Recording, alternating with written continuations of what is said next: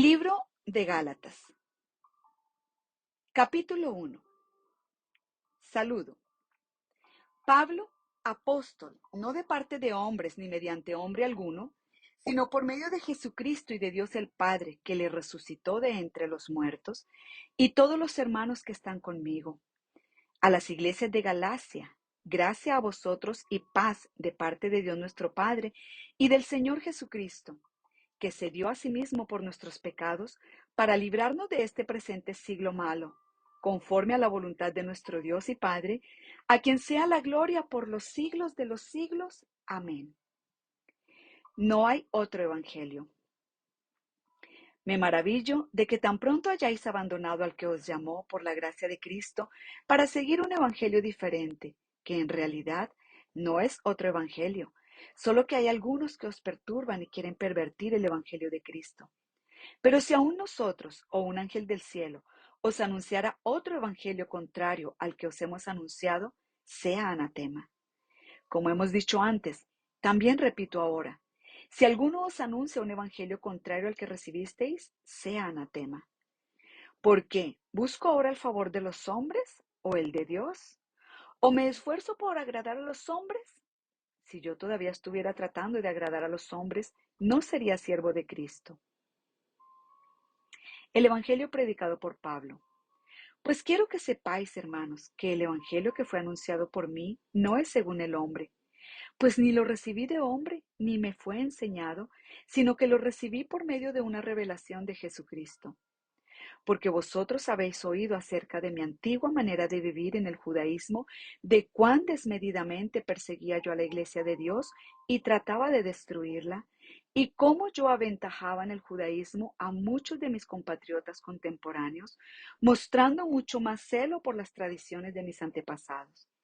Pero cuando Dios, que me apartó desde el vientre de mi madre y me llamó por su gracia, tuvo a bien revelar a su Hijo en mí para que yo le anunciara entre los gentiles, no consulté enseguida con carne y sangre, ni subí a Jerusalén a los que eran apóstoles antes que yo, sino que fui a Arabia y regresé otra vez a Damasco. Visita de Pablo a Jerusalén. Entonces, 3 años después, subí a Jerusalén para conocer a Pedro, y estuve con él 15 días. Pero no vi a ningún otro de los apóstoles sino a Jacobo, el hermano del Señor. En lo que os escribo, os aseguro delante de Dios que no miento. Después fui a las regiones de Siria y Cilicia, pero todavía no era conocido en persona en las iglesias de Judea que eran en Cristo, sino que solo oían decir, el que en otro tiempo nos perseguía, ahora predica la fe que en un tiempo quería destruir, y glorificaban a Dios por causa de mí. Capítulo 2. Los apóstoles respaldan a Pablo. Entonces, después de 14 años, subí otra vez a Jerusalén con Bernabé, llevando también a Tito. Subí por causa de una revelación y les presenté el evangelio que predico entre los gentiles. Pero lo hice en privado a los que tenían alta reputación para cerciorarme de que no corría ni había corrido en vano. Pero ni aun Tito, que estaba conmigo, fue obligado a circuncidarse, aunque era griego.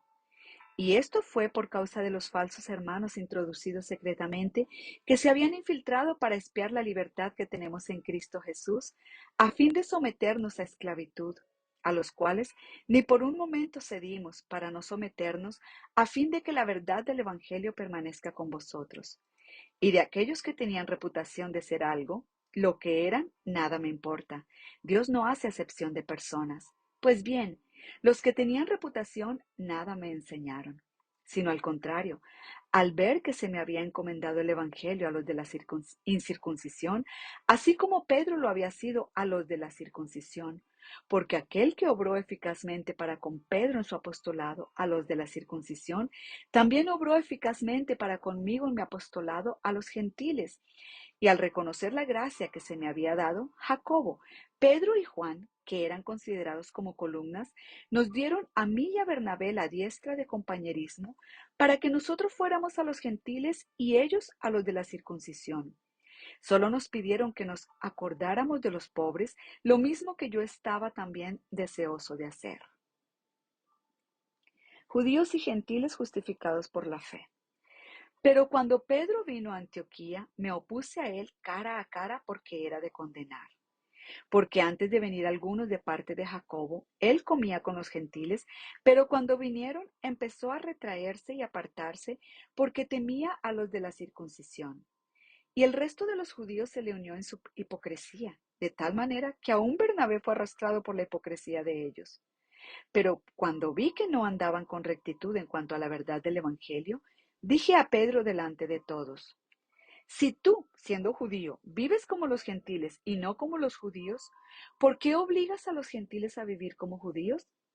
Nosotros somos judíos de nacimiento y no pecadores de entre los gentiles. Sin embargo, sabiendo que el hombre no es justificado por las obras de la ley, sino mediante la fe en Cristo Jesús, también nosotros hemos creído en Cristo Jesús para que seamos justificados por la fe en Cristo y no por las obras de la ley, puesto que por las obras de la ley nadie será justificado.